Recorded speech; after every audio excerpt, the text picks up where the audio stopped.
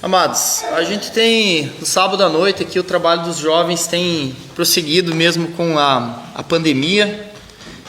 Nós temos a graça de poder congregar aqui, mesmo que com poucos jovens.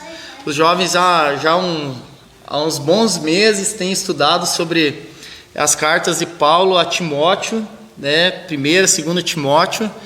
E nós estamos chegando já no 2 Timóteo, capítulo 4, quase encerrando, né? Acredito que vai mais uns 2, 3 meses para encerrar, né? Porque os estudos acontecem de forma bem detalhada, mas nós estamos tendo a graça de poder congregar nossos jovens, ter a oportunidade de poder se reunir aqui, e isso é uma bênção de Deus. E nos estudos de Timóteo, a gente tem aprendido um pouquinho sobre as instruções de Paulo, a circunstância com que Paulo escreveu a carta a Timóteo, né? A situação seria a prisão. Paulo se encontrava preso, encarcerado, né? Açoitado, em dificuldades, e sempre instruindo a Timóteo, né? E Timóteo, os textos nos apontam ser ainda um pastor jovem, um filho de Deus jovem que estava diante de um trabalho, né? Precisava dar seguimento àquilo que Paulo estava instruindo ou iniciando, né, o ministério de Timóteo na vida dele, na vida da igreja, né? Então Timóteo, a gente também estudou um pouquinho, que era filha de uma mãe e uma avó, filho da mãe, né? Eunice, a avó Lloyd. Sabemos que judias de muita fé no coração, que mesmo Paulo fala: eu lembro da tua fé sem fingimentos, né? A mesma que habitou em tua mãe Eunice e tua avó Lloyd, né? E Paulo vai nos dando essas características, assim, um pouco da família.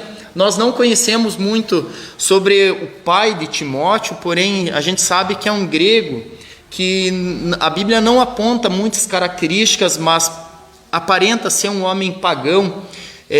O pagão da época era uma pessoa que não conhecia aliança com Deus, não era um homem judeu que tinha acesso aos 10 mandamentos, mas enfim, a fé genuína estava implantada no coração de Timóteo.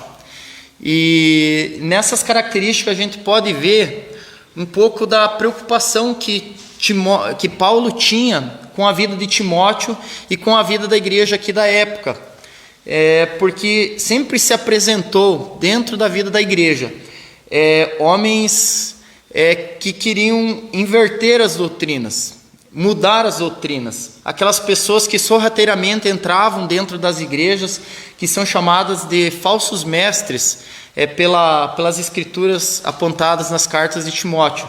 Então Paulo tinha uma extrema preocupação em doutrinar e ensinar Timóteo que conseguisse permanecer, né? Tem alguns textos que nos apontam: tu, porém, permanece naquilo que aprendestes e de que fostes inteirado, ensinado, instruído em toda a tua infância, né?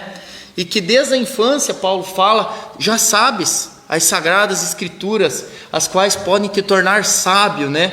Então, muitas características boas, a gente começa a juntar, assim, tudo que Deus estava fazendo na vida de Timóteo, mas porém, mesmo Paulo, instruindo a todo tempo, momento a Timóteo, que ajudasse a igreja a ficar firme nos propósitos, ainda assim nos dá algumas instruções de que haviam tempos de dificuldades na época.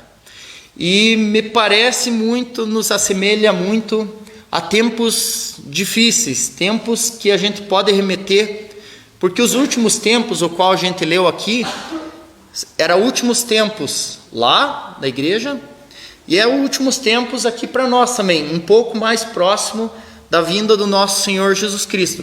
Porém, quanto mais esse tempo se encurta, os dias mais se aproximam da volta de Cristo, como a gente cantou aqui, que vai voltar ressurreto e vai julgar todos os homens.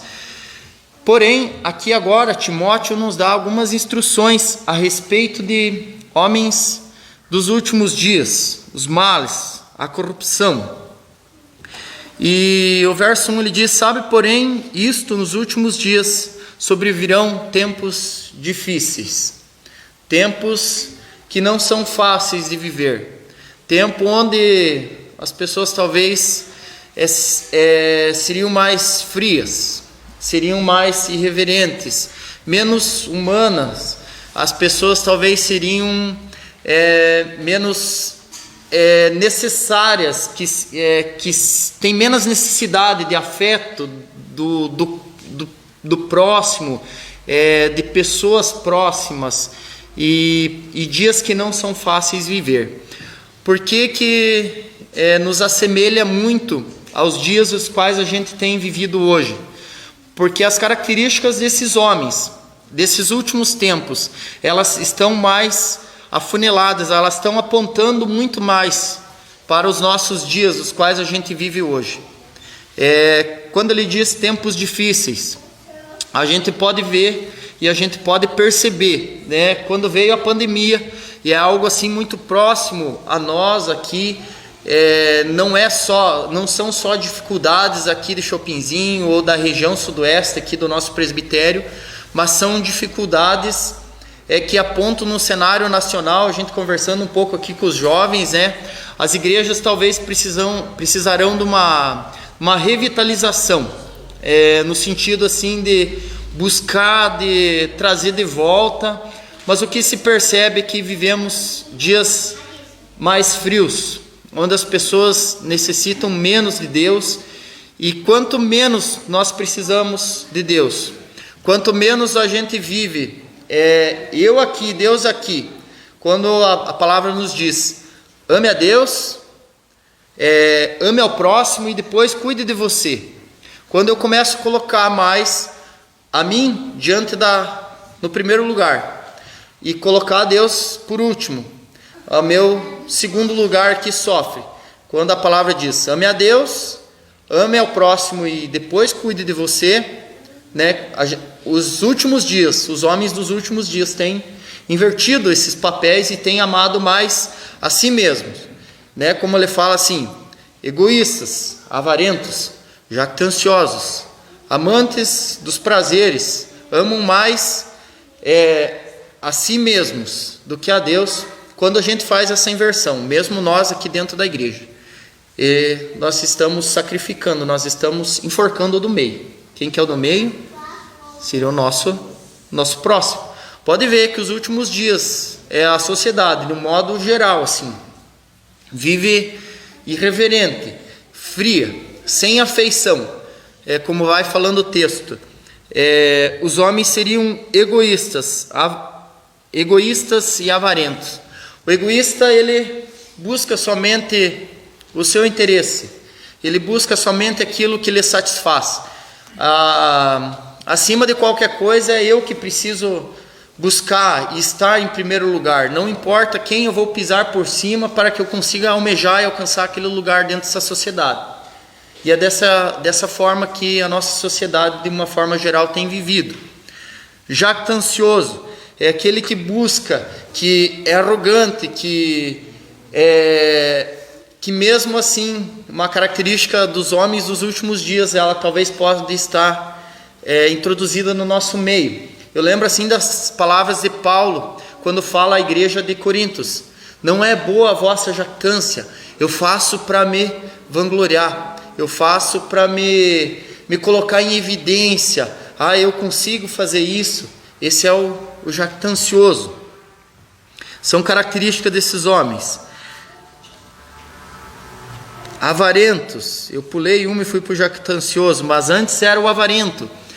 Pode ver, a sociedade, de uma forma geral, vive em torno do dinheiro, praticamente. Assim, é lógico que o dinheiro é bom, o dinheiro nos faz bem, o dinheiro nos dá conforto, nos dá segurança, nos ajuda, conseguimos dar uma escola melhor, conseguimos comprar um aquecedor no inverno, ter um carro para nós podermos vir na igreja. São coisas boas que podemos usar do dinheiro. Porém, a característica dos homens dos últimos dias fala que eles seriam avarentos. O avarento é aquele que ama o dinheiro acima de todas as coisas e que adora a mamon, né, que não adora a Deus. O avarento é aquele que não importa o que as pessoas vão fazer, ele vai buscar o interesse dele e ele vai buscar a vida financeira dele. Não importa se quando eu estou roubando o órgão público, não me importa que as pessoas vão sofrer lá a falta de alimento quando eu estou tirando do Estado sem ser de uma forma justa. Mais ou menos esse sentido, porque quando a corrupção come e as pessoas não se importam mais, e não nos importamos que também as outras pessoas roubem e de uma forma genérica, está tirando do governo, eu não sou mais sensível a essa causa. Quando eu lavo minhas mãos, eu estou sendo também dessa forma, e pessoas lá na ponta da sociedade têm sofrido por causa da corrupção.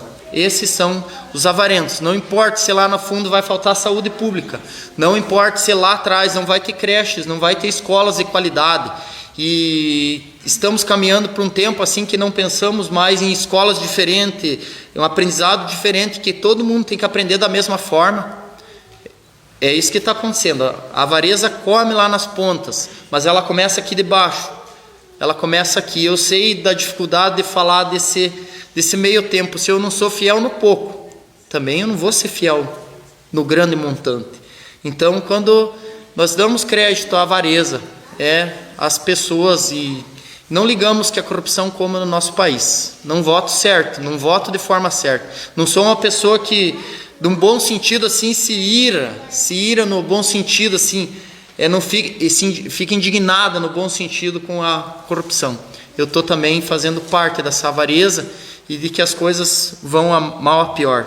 Essas são também características dos homens e da população dos últimos tempos.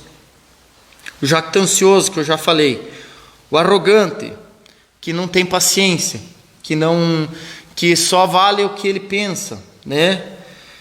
O blasfemador, que de uma forma ou de outra está falando mal de Deus, ou com a sua própria atitude, com a sua própria vida, é um blasfemador que não glorifica o nome do Senhor e mesmo assim ainda inferioriza o nome do nosso Deus.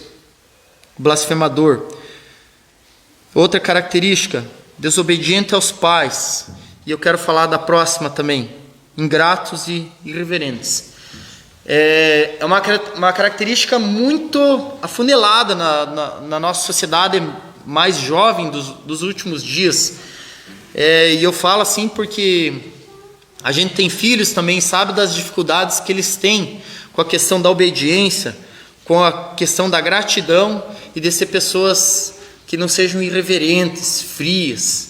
Nossas crianças, nossa juventude, pode ver a dificuldade que as nossas crianças têm de obedecer um professor, de obedecer uma autoridade, né? Pouco você vê assim uma pessoa com seus cãs, né, seus cabelos brancos, chegar assim.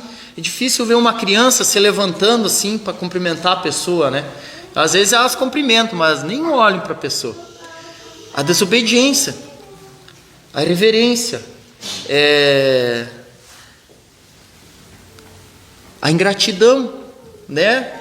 Pode ver, nossas crianças podem dar à sociedade de uma forma geral. Nada supre. A gente sabe que é um probleminha no coração, dos nossos corações, que é um vazio. A gente sabe que é um vazio que toma conta do ser humano e que precisa ser preenchido por algo maior, que é o próprio Deus. E isso é tão importante, esse assunto, que nós precisamos, de uma forma ou de outra, agora vou falar aqui para nossa igreja, aqueles que nos assistem, que nós precisamos levar nossos filhos, nossas crianças, nossos adolescentes a Jesus, porque jamais elas vão conseguir ser obedientes, uma criança grata por aquilo que tem, né? Se não for pelo meio da graça de Deus. Nós podemos ensiná-las, mas uma hora a desobediência vai bater, e mesmo com Jesus vai bater, mas contudo, nós sabemos que aquele que confessa deixa alcança misericórdia, Deus vai tratar. Mas que é uma característica bem apontante para as nossas crianças, nossos adolescentes dos últimos dias. E que desesperadamente precisam, não só elas, eu falo elas porque elas são a nossa sociedade amanhã. Né? O Marcelo não está aqui agora, mas ele fala que lá em Coronel Vivida, ele usa o exemplo assim, alguns anos ficou uma geração que não conheceu a Deus e criou uma lacuna no meio da igreja. Isso é de uma forma geral. Se nós criarmos uma sociedade com crianças sem afeição, crianças que não são gratas, que nada chega, que elas não conhecem o conceito de autoridade dentro das suas casas, jamais elas vão conseguir respeitar a autoridade de um professor, jamais elas vão conseguir respeitar a autoridade de uma pessoa mais velha, uma repreensão que seja, jamais elas vão conseguir olhar um pastor, um líder, ou seu líder de jovem como uma pessoa que merece o respeito. Muitas vezes nós estávamos conversando aqui ontem à noite com os adolescentinhos, levar o respeito até mesmo quando nós estamos errados, falar de uma forma certa, correta. Essas são características também de uma sociedade, característica de uma sociedade que precisa desesperadamente de Jesus. Não tem mais afeição, não se importa com o próximo. Eu não tenho afeição pelo Daniel. Ele pode estar passando, né? A pessoa está passando lá por a dificuldade que for. A característica dos últimos dias, ela leva a pessoa a não se importar mais. Eu não faço mais uma visita para a pessoa que está doente. Eu não vejo mais e me compadeço de uma pessoa que está passando por dificuldade alimentar. Que tem, né? Eu falo assim para minha esposa, nós temos que levar urgentemente o Gabriel conhecer uma pessoa que, tipo assim, uma família que tem dificuldade. É falta de afeição. Eu tenho tanto, nós temos tantos na nossa sociedade. É que não me importo mais se meu irmão está passando pelo coronavírus ou não, se ele está precisando de uma oração, se ele está precisando de uma mão amiga, se ele está precisando do meu testemunho, daquilo que eu passei, e lá fortalecer ele. Eu já não tenho mais essa afeição. E isso é importante. Na nossa vida, na nossa sociedade, se deixa, vivo de uma forma egoísta. Pode ver, nossa sociedade não se visita mais, não se tira mais tempo assim para ir buscar assim o bem do próximo. Assim, quando eu busco o bem do próximo, eu estou fazendo o melhor para mim ainda. Por quê? Porque hoje não é nem tanto a questão do dinheiro, o que é mais importante, é o tempo. O tempo vale mais que o dinheiro, e eu não tenho investido tempo nessas coisas. E o quanto é importante é uma característica dos últimos dias. A desafeição, ou muitas vezes pessoas implacáveis que há na nossa sociedade. Caluniador, que faz a calúnia, que te pula por cima, né? É uma característica. Cuide bem se nesse meio assim você não consegue ver pessoas com essas dificuldades. Traidores, pulei aqui, caluniadores, sem domínio de si, crueldade. As pessoas não têm mais aquela afeição. Cruel. Também, quando nós somos irreverentes, eu também não me importo mais de ver uma cena pesada, de sangue, cenas de violência, e que a gente não tem mais afeição ao próximo. Traidores, atrevidos, enfatuados, mais amigos dos prazeres que amigos de Deus. A traição, são atrevidos, uma sociedade, uma juventude hoje que talvez muitas vezes não consegue escutar uma repreensão, não consegue escutar, não consegue ter regras, não consegue ter um horário. Hoje, eu me mando, já estou na fase da adolescência, já não preciso mais, talvez, honrar meu pai, minha mãe. Essas são características. Mais amigos dos prazeres que de Deus. Essa é estou quase na conclusão já desse texto. É uma sociedade que vive o egoísmo, que vive para si mesmo. Não se preocupe mais com Deus. Não me preocupo mais, como é o testemunho do irmão aqui, fala assim: eu estou crescendo, meus filhos, eu estou envelhecendo, meus filhos estão crescendo, e o que eu vou dar para eles de espiritual?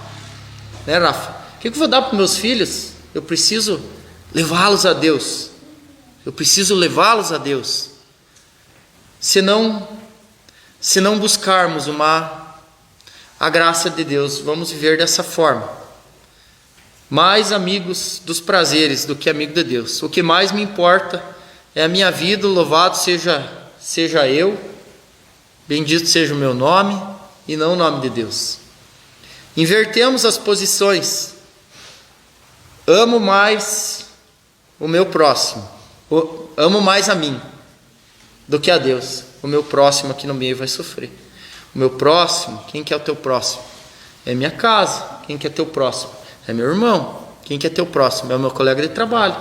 Quem que é meu próximo? É a sociedade. E é isso que nós plantamos hoje, é o que a gente vai colher lá na frente. Uma sociedade fria, irreverente, sem afeição, sem amor. Porque ela decidiu, a sociedade, começa aqui com nós, decidiu mais amar a si mesmo, amar os seus prazeres, né? A gente conversava aqui, alguns sábados, né? Eu não gasto mais tempo, né? Não gasto mais tempo com uma pessoa, não vou mais atrás da pessoa, as pessoas se afastam e eu não dou mais crédito para isso, né? Como a pandemia veio e afastou a muitos, né? Muitos usaram mesmo a pandemia de muleta e muitos não estão aqui. Eu falo de uma forma geral, a igreja brasileira está sofrendo com isso. Precisa se revitalizar, mas o que é? Muitas vezes foi só um embalãozinho. A pessoa só estava precisando de uma muleta para não buscar mais a Deus. Talvez outras circunstâncias vão trazer aquele que é eleito, né?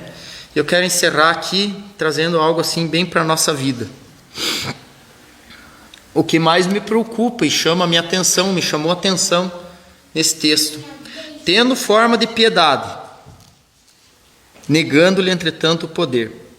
Quando ele fala, tendo forma de piedade, eu já logo pensei, falei, uma pessoa que tem forma de piedade é uma pessoa que talvez ela estava dentro da igreja. Talvez eu esteja muitas características dessas. Talvez eu estou na igreja, talvez ele estava pregando, talvez no domingo à noite. Talvez era líder de louvor, tendo forma de piedade.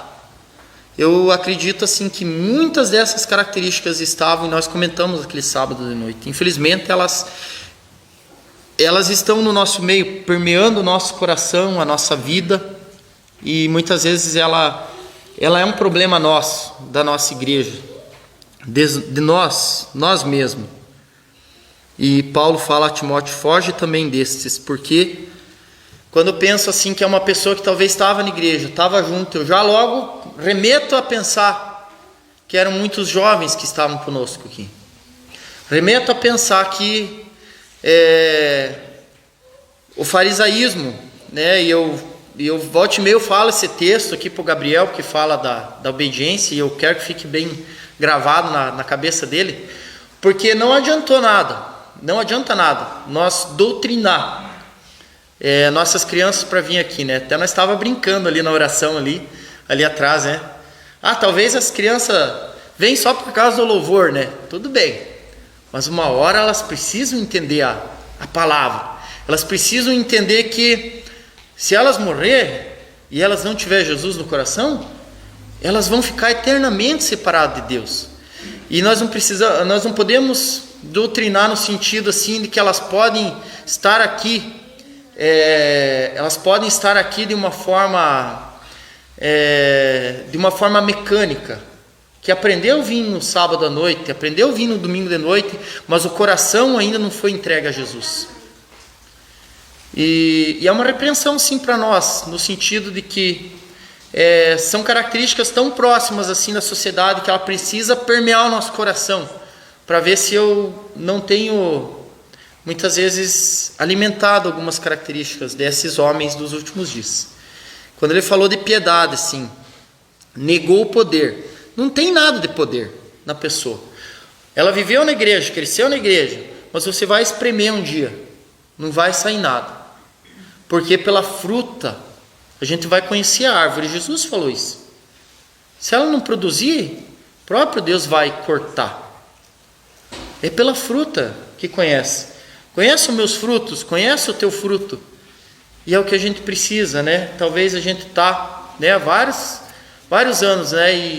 E nós conversávamos um dia aqui na semana passada na reunião dos homens. Qual que é o meu fruto? Qual que é o meu ministério hoje? É aquilo que Deus tem me chamado. De forma simples, talvez. O nosso ministério, talvez, ele não é aparente. Talvez o nosso ministério ele é na oculta. Né? Eu brincava com o senhor Armando, falava, senhor Armando, eu sei que o senhor orava pelos jovens aqui. Talvez nosso ministério é da oração, e esse é o nosso fruto. Quem que conhece? Eu talvez não conheço, mas Jesus conhece. Deus conhece o nosso fruto. Qual que é o meu ministério hoje? É aquilo que eu tenho na mão. Eu falava um dia aqui com a Isa, né? Falei, Isa, talvez hoje Deus te dá a oportunidade de tu conhecer tanto desse Covid aí, né? Talvez você pode pegar e ligar para uma pessoa descaracterizado do teu momento de trabalho, mas usa isso aí como uma ferramenta para abençoar outra pessoa. Ah, mas se ela falar, talvez você precise de um atendimento, para você não ficar em casa, talvez sofrendo. Eu sei um pouquinho o que é isso. Talvez a pessoa está lá, está precisando de uma ligação. Qual que é o meu ministério? É isso? Nós conversávamos muito no nosso grupo de estudo semanal, né? Deus nos dotou de qualificações, sejam elas quais forem. Talvez nossa vida profissional, talvez qual que é a minha qualificação, o que eu posso fazer, né? O que está no meu alcance, o que é. Falei para o senhor Armando, uma visita talvez, vai lá contar o teu testemunho para o Tinho, falar daquilo que você passou, né, senhor Armando? Talvez seja isso o nosso ministério hoje, né? Talvez o ministério da ação social, quando aparece uma oportunidade, talvez as pessoas estão sofrendo, leva uma cesta para a pessoa. Na próxima tu vai lá e faz um evangelismo para ela simples. Qual que é o nosso ministério hoje? É a oração das mulheres, na quarta. Eu venho, por quê? Porque eu estou fortalecendo as outras. Né? A gente sempre falava no sábado à noite, eu venho talvez, eu já estou calejado lá já de sábado à noite, eu venho talvez por causa do Marquinhos, eu venho por causa do Juliano, quando o Juliano era novo na fé, e eu tenho crescido, eu tenho aprendido, não que eu sou perfeito, não sou, mas eu vou por causa dele. Por quê?